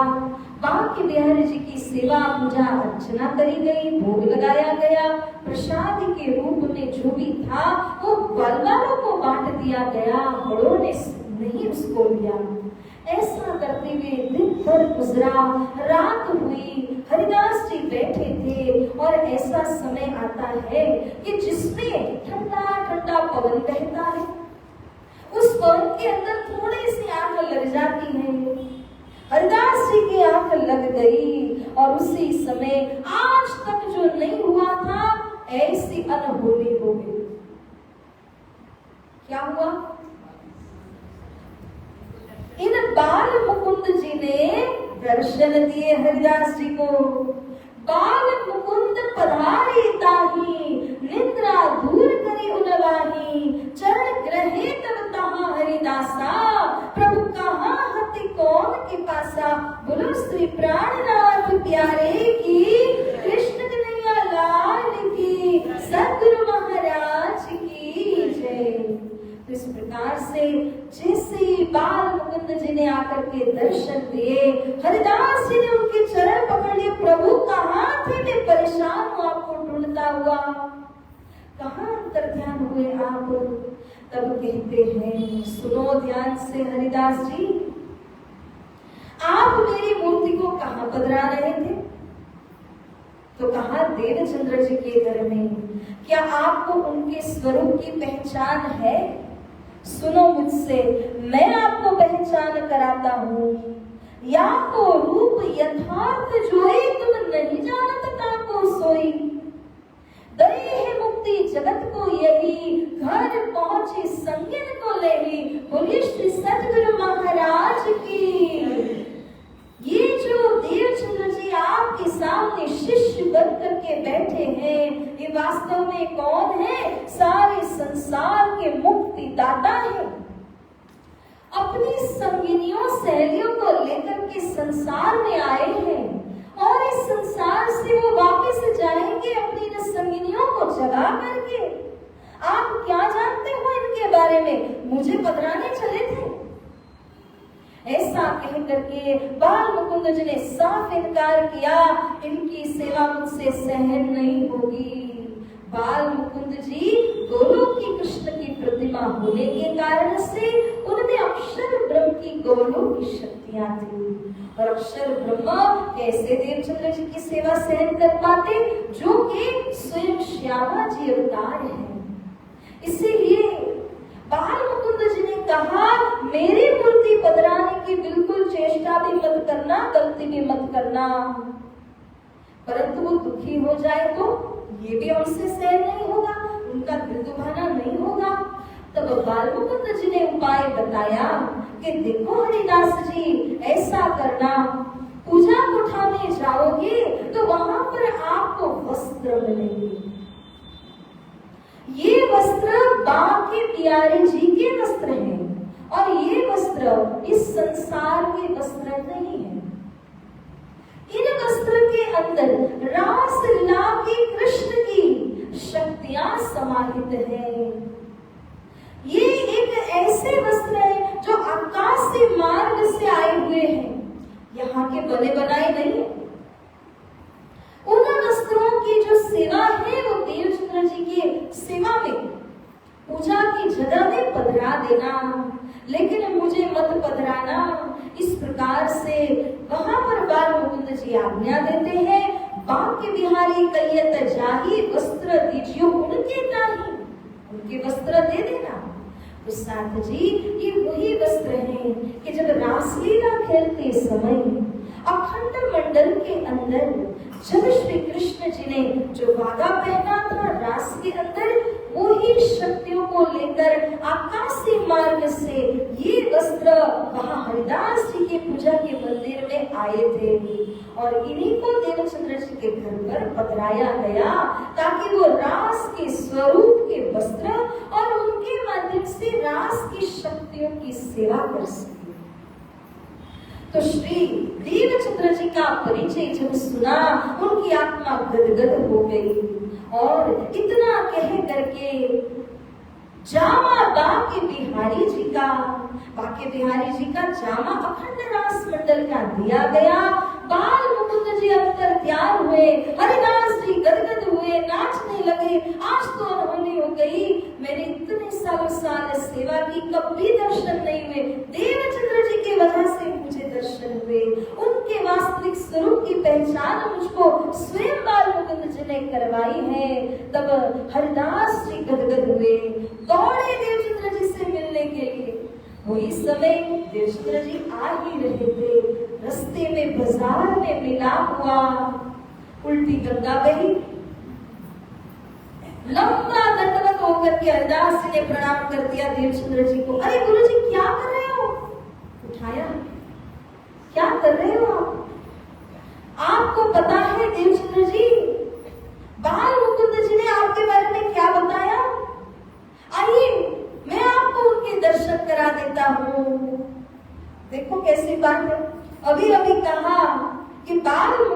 उसने आपका क्या परिचय कराया और सब कुछ जानने के बाद भी भूल गए और कहते देवचंद्र जी चलो मैं आपको उनका दर्शन कराता हूँ।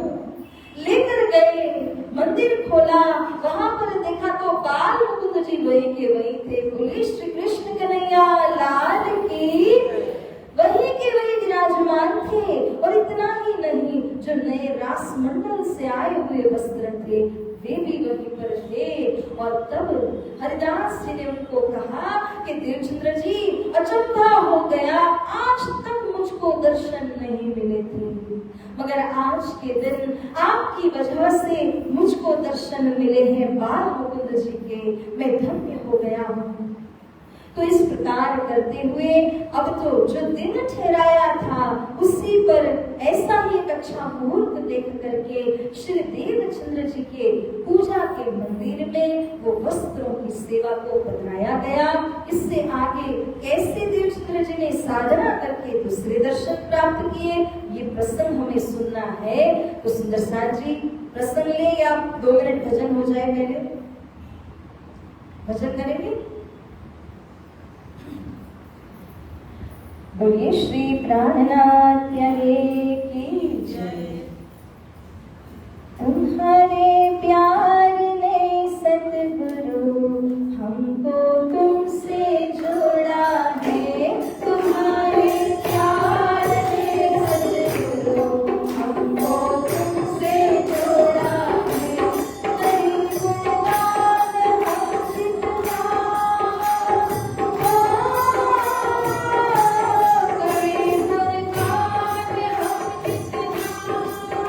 उतना ही थोड़ा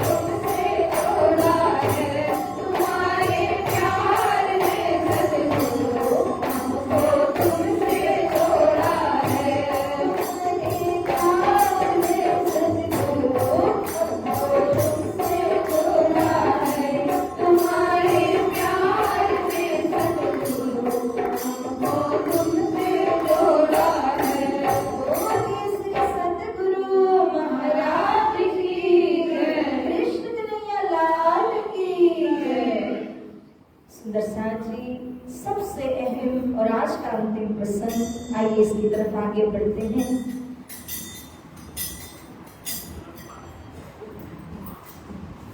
जब इस प्रकार से श्री देवचंद्र जी के घर में सेवा बंधराई गई और रात दिन सेवा करने लगे, तब लाला श्री कहते हैं कि अब श्री देवचंद्र जी देह पछाड़े गिनमो, शरीर को चंदन की भांति रगड़ते हुए सेवा कार्य में जुट गए। जब इनकी सेवा को देखा, तब घर में कोई भी आता है ना तो देखता है लीलबाई माता जी आराम कुर्सी पे बैठी है, देवचंद्र जी जमीन पे बैठे हैं और अनाज साफ कर रहे हैं, कभी बाहर जाके जल भर के लाने की सेवा कर रहे हैं, कभी झाड़ू लगाने की सेवा कर रहे हैं और लीलबाई माता जी बैठी हुई नजर आती है। अब ऐसा जब देखा तो लोग तानेबाजी करने लगे। लीलबाई का तो घर से जाना ही बड़ा मुश्किल हो गया। जैसे ही जाती है तो वहां पर बड़ी बड़ी औरतें होती हैं, बोलते देखो देखो देखो देखो वो महारानी जा रही है। और जो उनके हम उम्र थी वो कहने लगी कितनी भाग्यशाली है, देवचंद्र जी जैसे पति मिल गए, सारा काम कर देते हैं इनका। जो कुंवारिकाएं थी वो प्रार्थना करती थी हमें देवचंद्र जी जैसे ही पति मिल जाए। चारों ओर निंदा होने लगी।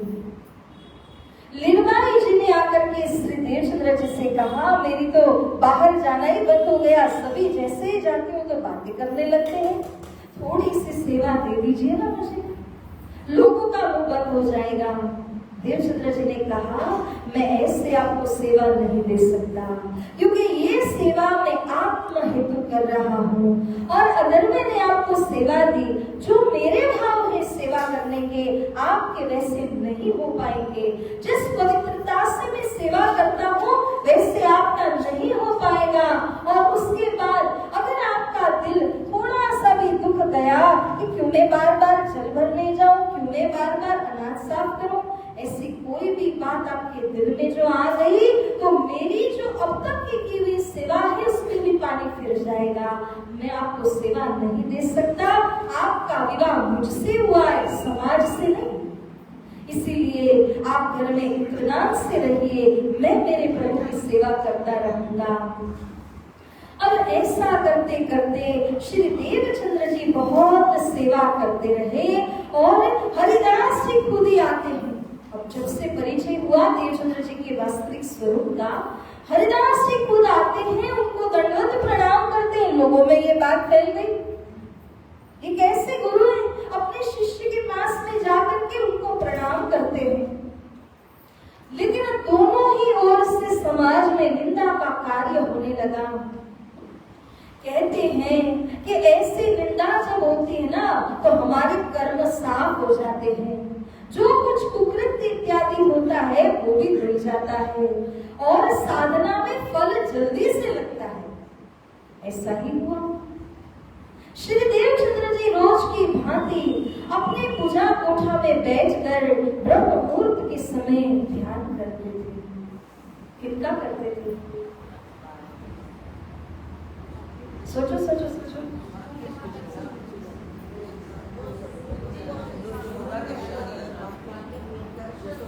पहली बार जब दर्शन हुए, जो रूबरू हुए थे, जानते हैं कि वो ही मेरे भरतार हैं। मालूम नहीं है क्योंकि उस समय सिपाही वेश में थे। उन्हीं को ढूंढने, उनके वास्तविक स्वरूप को पहचानने के लिए देवचंद्र जी उनका ही ध्यान किया करते थे। और इस प्रकार से अब ये ऊपर वाले की कृपा देखो, 4 वर्ष कच्छ में बीते, 4 वर्ष भूजनगर में गुरु सेवा में बीते, 8 वर्ष हुए। श्री देवचंद्र जी की उम्र कितनी अभी? 17 और 8 25 वर्ष। 25 वर्ष की उम्र है और अब धनी देवचंद्र जी का ध्यान लग गया। रोज ही मेडिटेशन तो किया करते थे, लेकिन आज परब्रह्म की कृपा रही और आज उनकी स्फूर्ता वहां लगी जहां का वो परिचय चाहते थे। इन भांत एक दिन हुआ ध्यान में दर्शन, जाने हम ब्रज में गए द्वार नंद के रोशन। बोले श्री कृष्ण कन्हैया लाल की, सद्गुरु महाराज की। सुरता लगी, ब्रजमंडल में पहुंचे। ये ब्रजमंडल यहाँ का नहीं सुंदर साथ जी, जिस बेहद के अंदर ब्रज को अखंड किया गया सबलिंग के कारण के अंदर, उसी ब्रज लीला के दर्शन यहाँ देवचंद्र जी महाराज जी को हुए। और श्री देवचंद्र जी ने देखा कि नंद बाबा का विशाल घर, उसके आंगन के अंदर यशोदा मैया माँ जी के ऊपर में बैठी हुई दूध ओटाने की सेवा कर रही थी। सब और देखते तो जो दासियां हैं, सेविकाएं हैं, वो सभी अपने अपने कामों में लगी हुई हैं। नंद जी के द्वार पर धनी देवचंद्र जी खड़े हो गए और जाकर के मैया से पूछा, हे मैया, मेरे कान्हा कहाँ है, मेरे श्री कृष्ण कहाँ है?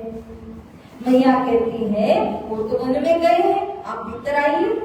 नहीं नहीं, मुझे तो उनसे मिलना है। अरे आ तो जाओ, उनसे मिल लेना वन में जाकर के, थोड़ा यहाँ से नाश्ता लेकर के जाइए। एक पोटली बनाती है, मोदक आदि उसके अंदर थोड़ा कुछ नाश्ता करने के लिए पोटली बना करके उनको दिया। वो वन में चले गए। श्री देवचंद्र जी जब वन में पहुंचते हैं और जहाँ तक भी दृष्टि पहुंचती है तो वहां पर देखा ग्वाल बाल खेल रहे हैं, टोले टोले बनाकर। अब कहाँ कृष्ण को ढूंढूं? एक ग्वाल को बुलाया, पूछा श्री कृष्ण कहाँ है? वो कहता है, या तो घर घर में एक कृष्ण है, तुम्हें कौन से कृष्ण चाहिए? मुझे वो कृष्ण चाहिए जो नंद जी के सुपुत्र हैं। अरे नंद भी कितने हैं, और नंद के हर एक नंद का एक पुत्र कृष्ण है। कौन से नंद, कौन से कृष्ण? तो कहते हैं, यशोदा मैया के जो सुपुत्र है ना कृष्ण, मुझे उससे मिलना। अच्छा वो चाहिए, वो तो वहां रहा।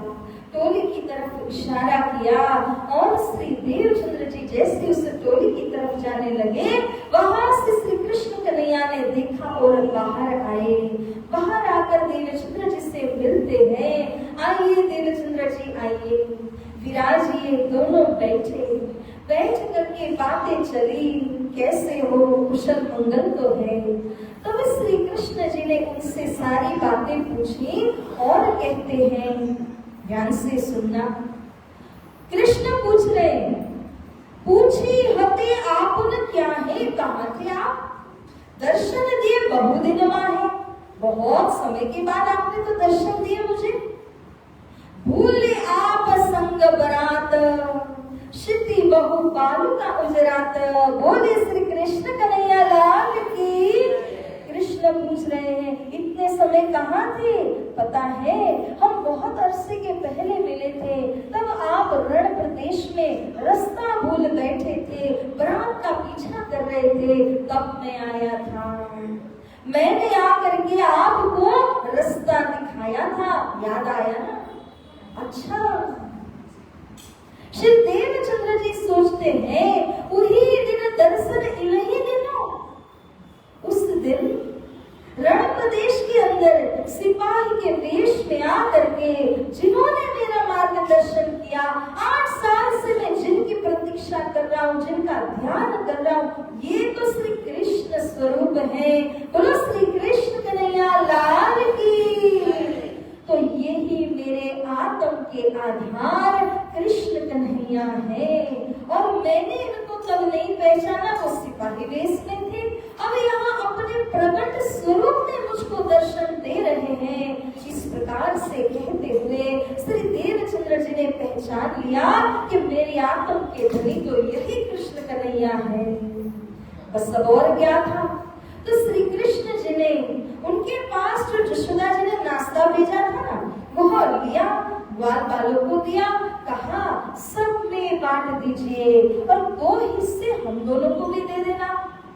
वन में उसमें घुघरी बन रही थी और उस घुघरी को भी श्री कृष्ण जी ने मंगाया, तो 2 गुना भर करके घुघरी प्रसाद आता है। और मोदक आदि जो यशोदा मैया जी ने दिया था, वो भी कुछ गुना के अंदर देते हैं, तो 2 हिस्से दिए, एक कृष्ण जी को दिया, धनी देवचंद्र जी को एक दिया। अब क्या था? तो श्री कृष्ण कहते हैं, आप लीजिए, और देवचंद्र जी कहते नहीं नहीं, हे धनी आप लीजिए, आप बांटोगे। नहीं, तुम्हें लेना है, नहीं आप लीजिए। तो पहले आप में गाड़ी छूट गई और श्री देवचंद्र जी जो ध्यानावस्था में थे वो ध्यान टूट गया। अब ऐसा करते हुए यहाँ लादास जी कहते हैं किन्नो हुक्म करिए भोग। किसने हुक्म किया? कृष्ण जी ने देवचंद्र जी से कहा भोग लीजिए, प्रसाद लीजिए। सतगुरु उठे ध्यान वियोग, मोदक भुंगरी उत जौन, देखी धरि आगे कौन, बोले श्री प्राणनाथ प्यारे की, कृष्ण कन्हैया लाल की। जैसे ही श्री देवचंद्र जी का ध्यान टूटा, अब जो आपने ध्यान में देखा हो थोड़ी अपने सामने आता है, मगर परमात्मा की कृपा से जो प्रसाद कृष्ण जी ने दिया था वो धनी देवचंद्र जी के अंतकरण से प्रकट होकर के सीधा उनके सामने नजर आया। और वही गुगरी प्रसाद, वही मोदक जो यशोदा मैया ने दिए थे वो सब देवचंद्र जी के आगे प्रकट हो गए। लेकिन अब ध्यान तो टूट चुका है और श्री कृष्ण तो वहां पर है नहीं, तो अब आग्रह किनको करे कि आप लीजिए। अब श्री देवचंद्र जी को प्रसाद ग्रहण करना ही पड़ा। बहुत बड़ी संकेत की बात, रहस्य की बात है सुंदर सा जी। श्री कृष्ण जी ने क्यों देवचंद्र जी को पहले आरोप नहीं कहा? कृष्ण तो धनी है। कृष्ण जी ने कहा क्योंकि अब की बार जागरण के ब्रह्मांड में देवचंद्र जी को जिम्मेदारी देनी है। देवचंद्र जी कौन है? श्यामा जी के अवतार। श्यामा महारानी जी को जिम्मेदारी देनी है तारतम उतारने की, तारतम को प्रकट करके अर्थ को फैलाने की, सभी को जागृत करने की। इसीलिए अब धनी देवचंद्र जी को प्रसाद लेने का आग्रह किया और अब धनी देवचंद्र जी ने प्रसाद को ग्रहण करना ही पड़ा। इस प्रकार से लखी के यह प्रकट प्रसाद बाढ़्यो निजानंद अनाद, उपज्यो अधिक चित्त विचार, लिन्हो खोज को फल सार। अब तक की खोज का फल मिल गया। फल क्या मिला? कि मेरे धनी कौन है। इतने सारे देव, इतने सारी देवियां इस संसार में प्रचलित हैं, मगर मेरी आत्मा के धनी मेरे भरतार कौन है? इस बात को श्री देवचंद्र जी ढूंढ रहे थे 5 साल की उम्र से। आज 25 वर्ष के हुए दूसरा दर्शन हुआ, कृष्ण जी ने साक्षात उनको दीदार दिया। तब अब निश्चित हुआ कि मेरे धनी और कोई नहीं बल्कि ब्रज के श्री कृष्ण कन्हैया है। तब उन्होंने विचार कर लिया, संकल्प लेते हैं कि इन श्री कृष्ण जी की लीला को शुरू से अंतिम तक मुझे जानना है। वे ही मेरे आत्मा के धनी हैं, तो आत्मा के धनी की लीला को मुझे पूरी तरह जानना है। ब्रज लीला एक लीला है, मगर उसके उपरांत भी कृष्ण जी की और लीलाएं हैं, तो उनको मैं कैसे जानूं? तब विचार किया कि कृष्ण की लीला जानने के लिए मैं श्रीमद् भागवत महापुराण का श्रवण करूंगा, जिसमें संपूर्ण ब्रजरास की लीला कृष्ण लीला आ जाती है। इस प्रकार से बरस अष्टलोक कच्छ में सतगुरु करियो निवास, चले देश हल्लार को नवतन नगर प्रकाश। यहाँ 8 साल तक, 4 साल कच्छ, 4 साल भुज नगर में रहने के उपरांत श्री देवचंद्र जी ने सोचा मैं हल्लार देश नवा नगर जाऊंगा, क्योंकि नवा नगर को उस समय छोटी काशी करके पुकारते थे। हर एक गली गली के अंदर मंदिरों में अलग अलग कथाएं सुनाई जाती थी। तो श्री देवचंद्र जी ने सोचा कि मैं वहीं जाकर के अपनी आगे की साधना को आगे बढ़ाऊंगा। इस प्रकार अब श्री देवचंद्र जी ने हल्लार देश नवा नगर जाने का मन बनाया। और कैसे प्रयाण करते हैं, कैसे पहुंचते हैं, ये सारी जो विधत है वो राजी महाराज जी के हुक्म के द्वारा आने वाले रोज सुनेंगे। तो आइए सुंदर साथ जी, अब ये जो चौपाई है बड़ी सार गर्भित। तब इनका विचार करके तहकीक किया मन में, कृष्ण का विचार करके मन में निश्चित किया हमारा खावित यही है। मेरे खावित, मेरे धनी कौन? श्री कृष्ण ही है। ये देवचंद्र जी का निष्कर्ष है।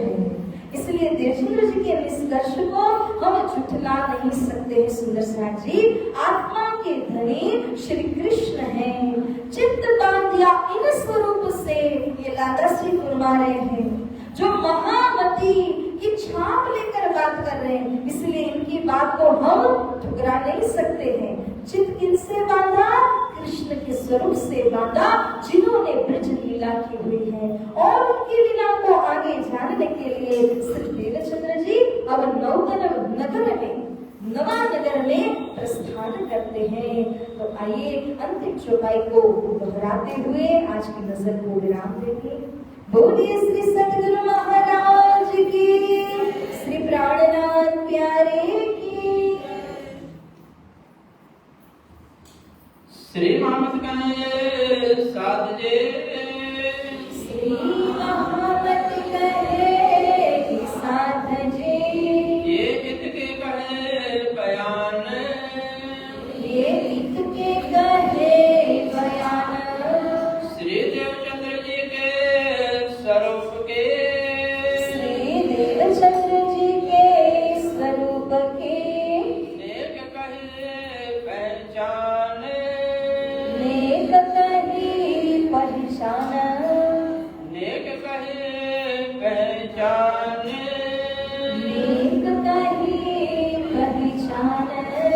बोलिए श्री कृष्ण कन्हैया लाल की, सतगुरु महाराज की, श्री प्राणनाथ प्यारे के, बोल पंचगाने के, समस्त सुंदर साथ के प्रणाम।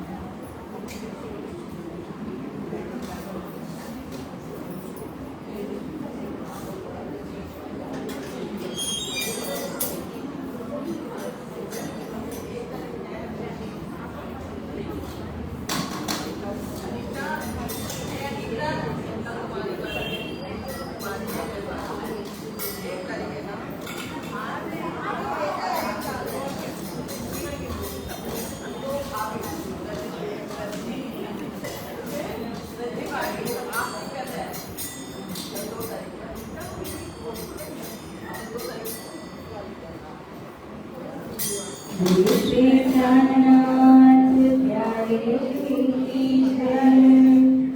ज्ञान जी तुम हो तैसे कीजिए,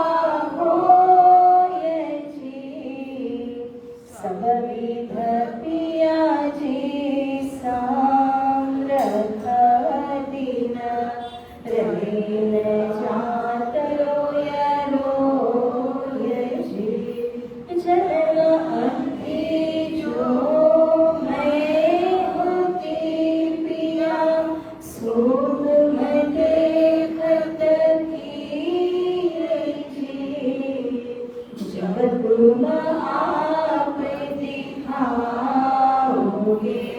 तब देखूंगी तेरा भर जी। इति पुकार पिया सुन के अब ढील करो तुम जीन जी। क्षण क्षण खबर जगी जियो में अर्ज करूं दुल्हीन जी। इति अरज में तो करूं पिया बीच पड़ी अंतराय जी। सो अंतरायाणी दुल्हा बीजे कंठ लगाय जी। कंठ लगाइए कंठ सौंपिया कीजे हास विलास जी। वारणे जाय श्री रावती पिया जी। राखो चरणों के पास जी। तुम दुल्हा मैं दुल्हन पिया और न जानो बात जी। इस कसो सेवा करूं पिया जी। सर्वे हो साक्षात जी। सदा सुखदाता धाम धनी में क्या कहूँ इन बात जी। श्री महामती युगल स्वरूप पर प्यारी आंगनावली बलि जात जी। सदा सुखदाता धाम धनी मैं क्या कहूँ इन बात जी। श्री महामती युगल स्वरूप पर प्यारी अंगनावली बलि जात जी। पिया जी तुम हो तैसी कीजियो मैं अर्ज करूं मेरे पीर जी। हम जैसी तुम जिन करो मेरा तरफ तरफ जाए जीवन जी। मेरा तरफ तरफ जाए जीवन जी। बोली श्री प्राणनाथ प्यारे की सद्गुरु महाराज की जय। श्री प्राणनाथ प्यारे की जय। पहले सुंदर साथ जी जो भी हम